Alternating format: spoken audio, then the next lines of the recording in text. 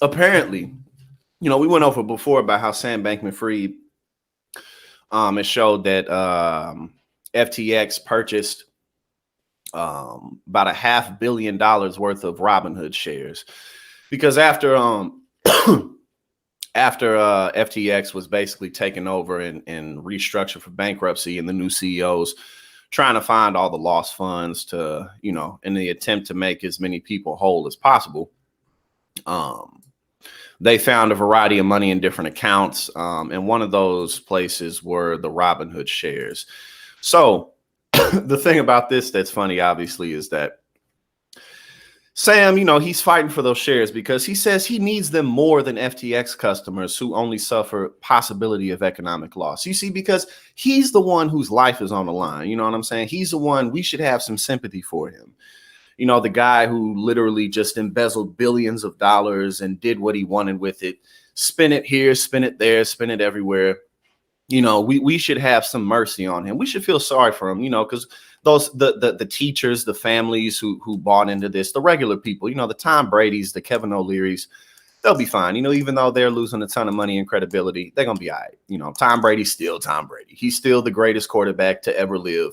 So even though he put all his fortune into this, it don't matter. He's still Tom Brady. He'll get it back. Kevin O'Leary, whatever. You know what I'm saying?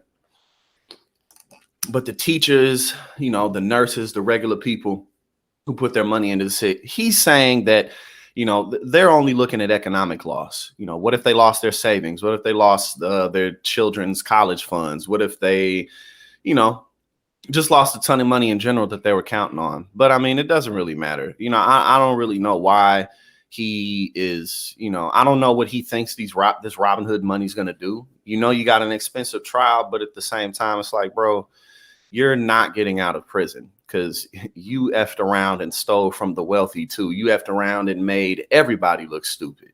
Like I said before, he could have just, he could, if he would have just scammed at a smaller level, he could have tiptoed and snuck his way off into the sunset, and he would have been just fine. But he went too far. So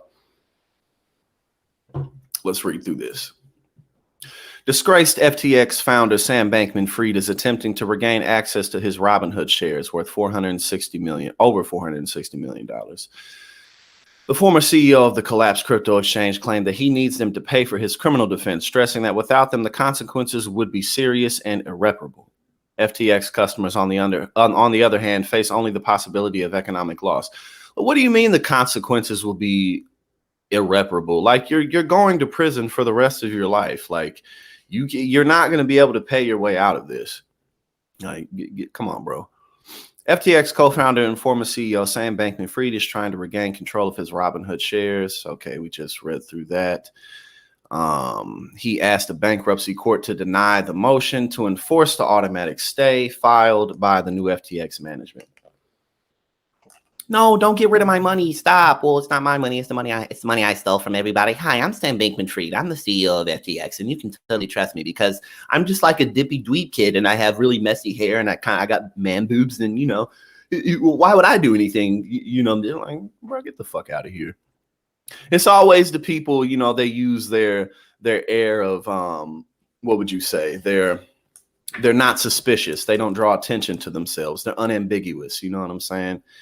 Like what when we see like serial killers and shit, it's always the ones who are like just the regular guys who look like they're just a manager at Target or some shit, because the big burly gangsters with all the tattoos and scars, they can't get close enough to people to do all the, dismemberment and stuff. It's no different with Sam.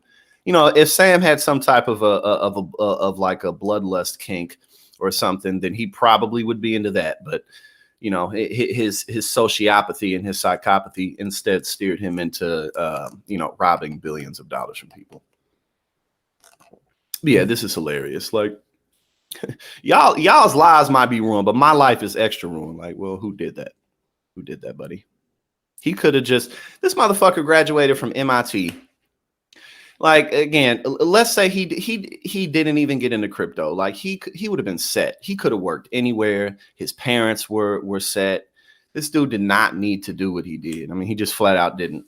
And we know that FTX was created as a front to fund Alameda Research. I mean, if he would have just slow down just a little bit. He could have got away with this. It's so stupid. It's so dumb. The court document details that the former FTF chief requests that the stay motion be denied. Like, bro, no one has any sympathy for you.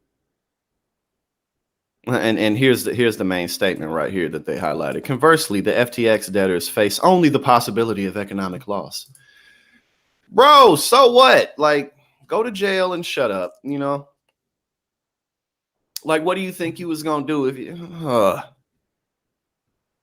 decisions, man. Your decisions matter in this life. Obviously, the crypto community is outraged. Many people on social media are outraged by Bankman-Fried's claim that he is facing greater harm than FTX customers who only suffer the possibility of economic loss. One person tweeted, SBF gives new meaning to chutzpah. I don't know what that means, but I like that word, chutzpah. Arguing in court that, I hope I'm saying that right, chutzpah. Arguing in court that the balance of equities weighs in favor of him selling Robinhood to pay his own legal fees because prison is a priceless harm and FTX creditors will only suffer economic loss. Another tweet. This is one of the most disgusting lines I've ever read, associating your name with a claim that debtors' economic losses. And I mean, again, there's really not even much else to say about this guy. He's a scumbag. And he's really not even all that sophisticated as we've discussed. You know what I mean? I mean, he's just not. I mean, clearly he's not, So that's it. That's pretty much it to go over with that. You know what I mean?